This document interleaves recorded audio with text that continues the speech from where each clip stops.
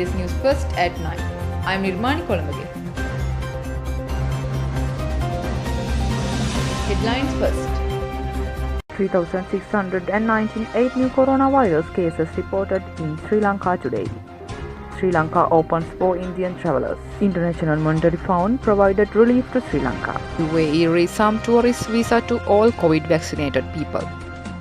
US says drone strike killed ISK planner. Award-winning Sri Lankan short film Vikari released online. Jai Kodi qualifies for repechage stage at Tokyo Para Games. Now the news in details.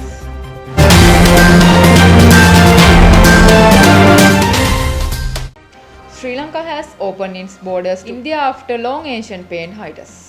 Regular flights will be operated between 9 Indian cities and island nations. Fully vaccinated Indian travellers will be required to produce a negative PCR report issued not before 72 hours of their arrival and undergo an on-arrival PCR test at a certified hotel in Sri Lanka. They will then be allowed to roam across the country freely. Sri Lankan Airlines will operate 4 weekly flights to Chennai, 3 to Mumbai and 1 to Bengaluru under its new schedule.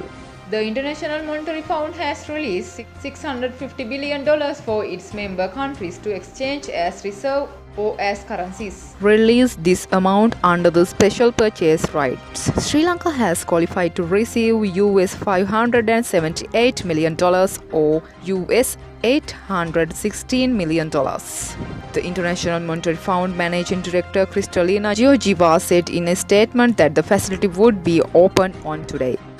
State Minister of Finance Ajit Nimad Cabral yesterday said that since the country cannot bear the economic loss of 150 billion rupees which will be experienced during the 10 days the country will remain in lockdown, it is essential to reopen the country on 6th of September. At a moment when the pandemic was spreading rapidly, economic specialists said continuous that close in the country in this manner causes a serious loss to the gross national products. He said that the government does not intend to further lock down the country by postponing the decision made to reopen the country on 30th of August. Also going to be a major challenge because this year we have already lost at least 3 to 4 months and the next couple of months are also going to be difficult.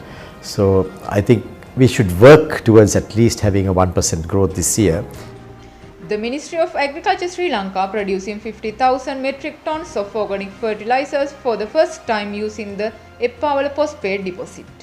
This program is being implemented jointly by Lanka Postpaid Companies Inet Institute and the University of Colombo. Various researchers have revealed postpaid deposits in the world could be utilized after 40 years. The Eppavala postpaid deposit is classified as one of the highest grade deposits in the world and geologists estimated that the deposit contains more than 60 million metric tons of postpaid.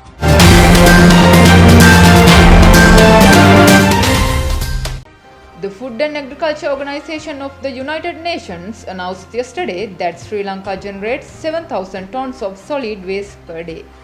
Research conducted by the organization revealed that 65 to 66% of those waste are biodegradable organic matter. The FAQ and IWMI have analyzed the data collection from the 3 major waste disposal centers in the Colombo region. The daily amount of the soil waste generated in the Colombo Municipal Council area is 706 tons, of which 50% is approximately 353 tons of food waste.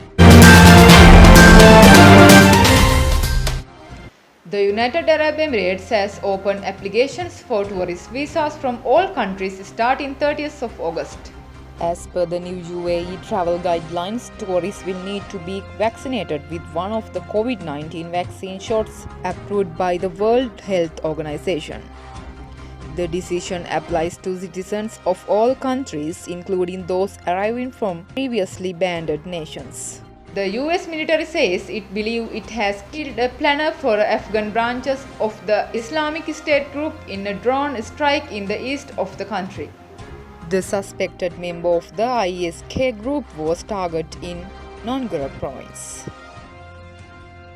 ISK said it had carried out an attack outside Kabul airport on Thursday that may have killed as 170 people, including 13 US troops. A mass airlift has been underway at the airport since Taliban militants overran the capital this month.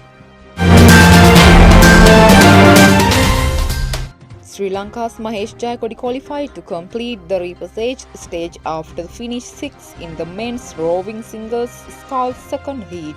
The 16th Tokyo Paralympic at the Sea Forest Waterway in Japan yesterday. Jayakodi was the first Sri Lankan to complete the Para Games, finish with the time of 12.1618 and secure his place in today's repechage event. However, Jayakodi could not even get close to his personal best time of 11.0423 in the heat, which was won by Roman Polinsky of Ukraine with a time of 9.5647. The much ancient paint international award winning Sri Lankan short film Vikari was released by the Dust channel on today. Vikari is an international award-winning Sri Lankan short film directed by Sri Lankan filmmaker Sandun Seniviratna and British filmmaker Charlie Bray. The film will be the first Sri Lankan film to be released by the Dust channel, which is the biggest channel on YouTube. Vikari was the first Sri Lankan film to be screened at the Screamfest Horror Film Festival on Los Angeles, the largest and longest-running horror film festival in the US, which has permitted lengthy horror films such as Paranormal Activity Guard.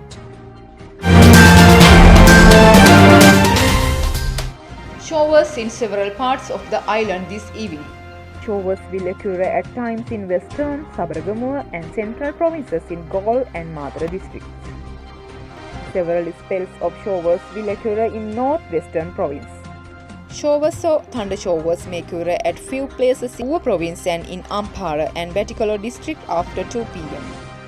Very strong gust winds up 10 km per hour can be expected in the western slope of Central Hills, northern, north central, northwestern and southern provinces and Trincomalee districts. Precautions to minimize damages caused by temporary local general public is kindly request to take temporary localized strong winds and lighting during thunder showers. DDBS News at Night broadcast is over. Thanks for watching. Bye.